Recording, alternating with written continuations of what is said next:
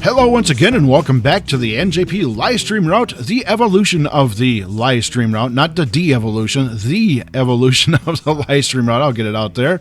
Welcome to part 6 as we take our customary flyover all the way from Lakewood all the way up to Riverbend. Hello. Okay. Yes, this is all segments that I did, pieces of the segments I did during the live stream route, kind of all cut together and put into a series here. There was too much going on there to put it all into one episode, so I decided to make a whole series out of it. So this is part 6 of it, and quite a few things changed in the route in this particular part, but it's going to be more voiceover in this one than anything.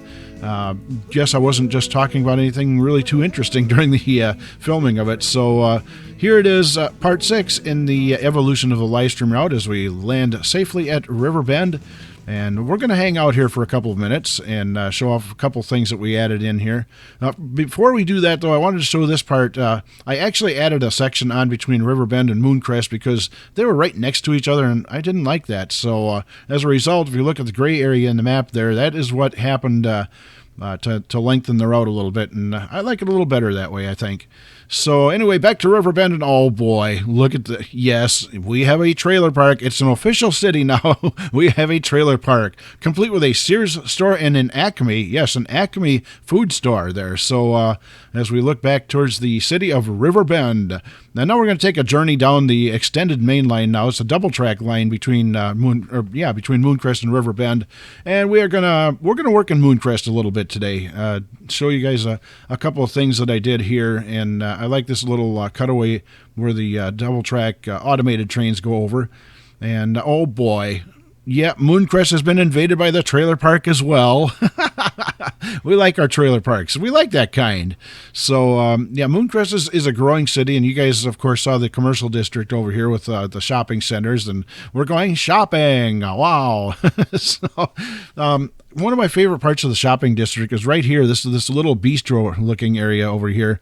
Outdoor tables. I can imagine spending a lot of time sitting there with a cup of coffee and just kind of hanging out there. But on the south side of the tracks, we had a residential area, and this is Riverside Park, of course, and Riverside High School, or Mooncrest High School. Really haven't named it yet. This football field. Oh, what a pain in the butt was putting that together.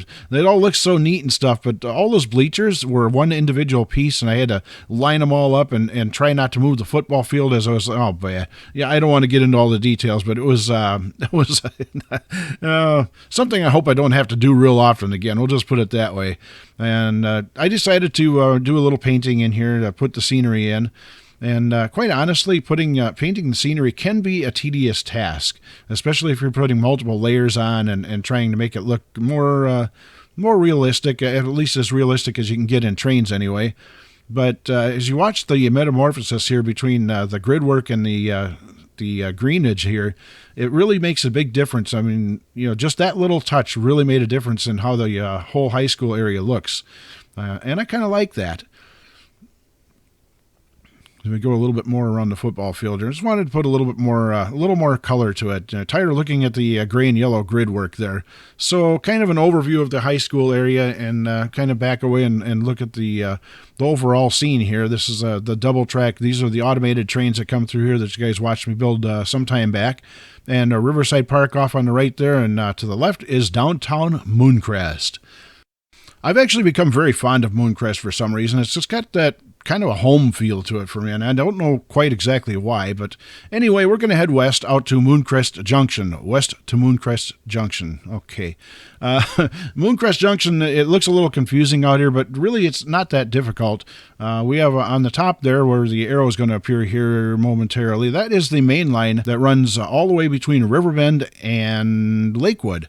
And down below here, this is a dedicated line, runs strictly up to Winter Haven, as you guys watched me build that Y a couple weeks ago. And down below here, this line actually runs to the Mooncrest Loop. It just goes and loops around, turns the train around, so it's at Platform 2 facing the correct direction to take you back up to Winter Haven. So as we take our leave of Mooncrest and Mooncrest Junction, there's another area in the layout that I wanted to address during the live stream here. And we're going to head out to the west end of the layout out here at Lakewood. Yes, Lakewood. Hello. And why did I call it Lakewood? Well, it's kind of simple. It's there's a lake and there's woods there. Lakewood. Yeah, Lakewood. Okay. So anyway, what's going on here is at the far end here, there's a portal at the end of the line, and that's really all that's here. I want to do a little bit more with it, so I'm thinking about expanding the main line and going more to the west. Expand a little bit more to the west. There's a couple of different ways we can do that, and as you can see, the portal is right there. It's that's the end of the line right now. Switching things around here, I would actually like to add a section on right there. Now we just need to decide how we're going to run the main line to that. We're going to cut a valley through the hill there, or we're going to make a tunnel there to come out on the other side where the Lakewood yard is going to end up being. At least I think so anyway. Not really 100% sure at this point what's going to go on here, but leaving it up to the viewers and letting them decide what exactly we want to do with the Lakewood thing. I'd like to do a little bit more here, so in later episodes you'll see that quite a bit does happen here. So pretty interesting little setup here. Another area I wanted to address here, this little spur that runs off, and at this point I actually had intentions on making that like a little industrial spur running into like an industrial park or something like that down through here. So Lakewood, it's a work in progress, under development, and basically it's one of those trying to figure it out kind of things going on here at the moment. Meanwhile, back at the chicken farm, something strange was going on here. I'll turn it over to the live stream audio on this. It's kind of funny. I have to live with that because it is what it is. And why in the name of all this good in the world is there a railroad signal on the side of the road over here? What is this about? How'd that even get there? Can somebody explain to me why it's there? Yeah, let's just I don't have words, guys. I don't know. I don't know. I don't know. All right. I guess I probably should have just left that signal there because it was so anomalous. But anyway, I didn't, and we moved on to another area here. And this is going to be a rather interesting area. As you can see, there's a lot of wide open space here between the river and the edge of the layout. Got the track running to Winter Haven over on the other side of the river there. But this whole area over here that's all gray with the main line running through it kind of needed a little bit more development through there. I could have put like maybe a housing development in there or something, one of those little just kind of a gathering of houses that you see every once in a while in the countryside, but I really didn't want to do that in that area, so I was kind of up in the air and thinking about some different possibilities. With the scenic backdrop in there against the highway, it was just, well, let the live stream audio take over at this point. Work with that a little bit. So I suppose I could throw some industry in here. Oh, you know what? How about a grain silo, like a grain elevator thing? Let me try that. I think it's called Silo Complex in here. Let's just write the word silo, S-I-L-O. Silo Complex. There we go. I think this would be a great place to put a grain elevator in. Like, yeah, I want the Silo Complex. I don't want the one with sound. I want the one without sound. And let's put it on this side of the track. Does it have its own industrial track? No, it does not. I didn't want the one with sound. Darn it. Try this. There it is. This one's got a track on it and looks a whole lot better, I think. And it's got noise too. Doggone it. How does this one look? Or more appropriately, how does it sound? I mean, I guess if we have to have sound, then... Oh, I like this one. It's got all the tractors lined up to go to it. I believe we just found our silo complex, or grain elevator, what do you want to call it? Let's see, where are we sitting here? 93. I want to go 90 degrees even. 90.8765432 90.0. Whoops, and it moved on me. There we go.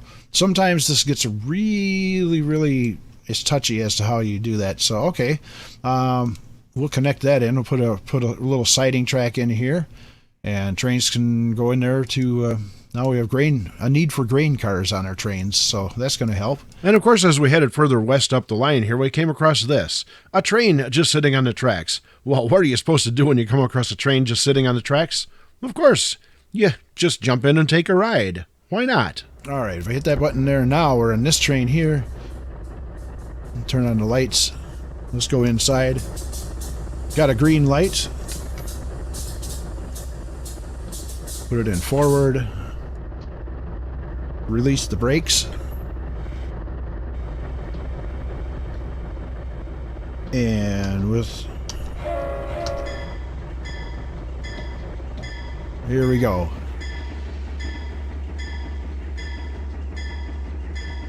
All right, we don't need the bell on anymore. Interesting sounding horn on that thing, isn't it? All right, speed limit along here is 40. We are going a whopping 3 miles an hour. And smoking like an Elko. Well, that's actually a GE, but it is definitely rolling a little coal for us here today. Yeah, one single engine pulling quite a train, actually. Let's go to this view here. Actually, that ain't a bad train at all. And we're up to 15 miles an hour already. Oh, look at the smoke we're rolling out of this thing. Holy. Yeah, having a good time here on the live stream route. NJP taking it live, an unusual appearance here on a Sunday, a super Sunday afternoon.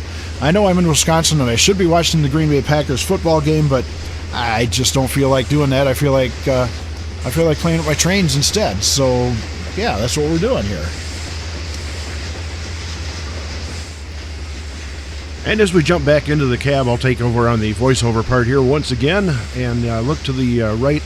You'll see the line that we built from Mooncrest to Winter Haven is just to your right. You see the signals over there. This is where that line joins up with this line. We're going to end up pointing directly north now. Our ultimate destination will be Winter Haven, obviously.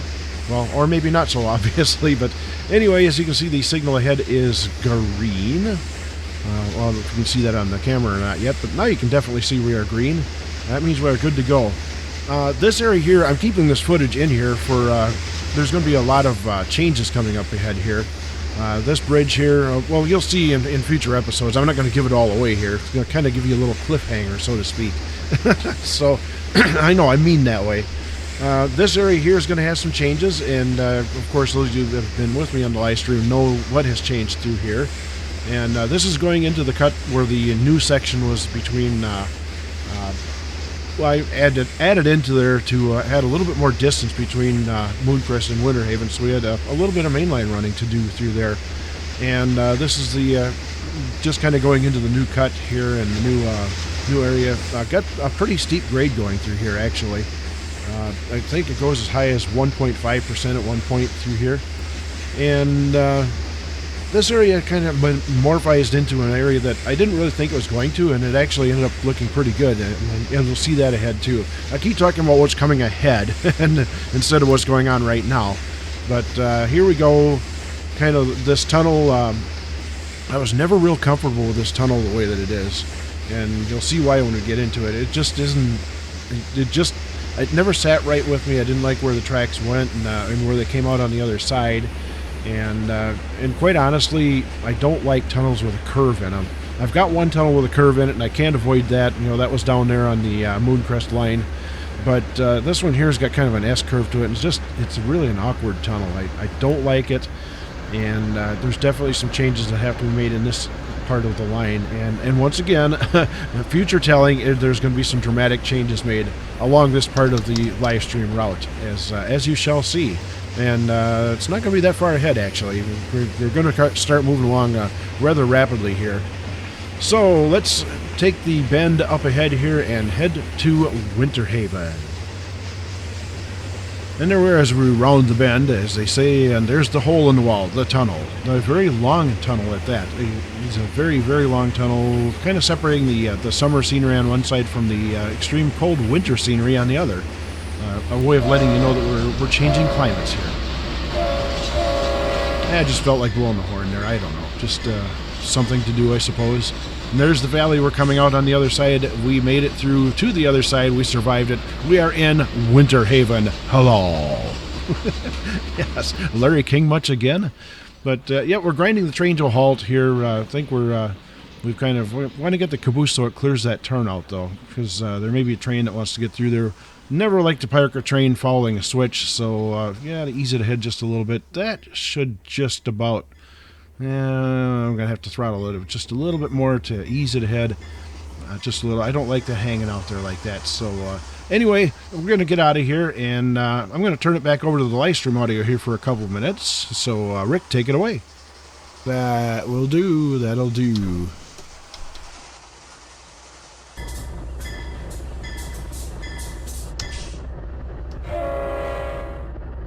All right. Put this thing into neutral.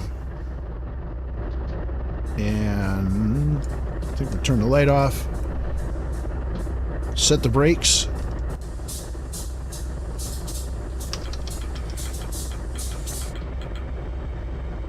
There we go. That's it. We are done.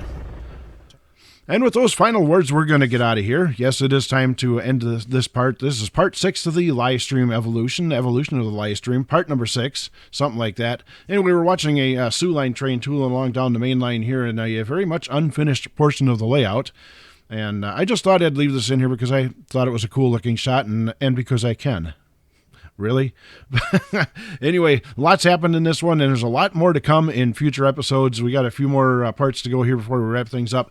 But this is it for this one. Thanks for watching, as always, and stick around for further parts in the evolution of the live stream route here on the NJP Network. So until we talk again, as always, whatever it is in life you do, keep on doing what it is you do.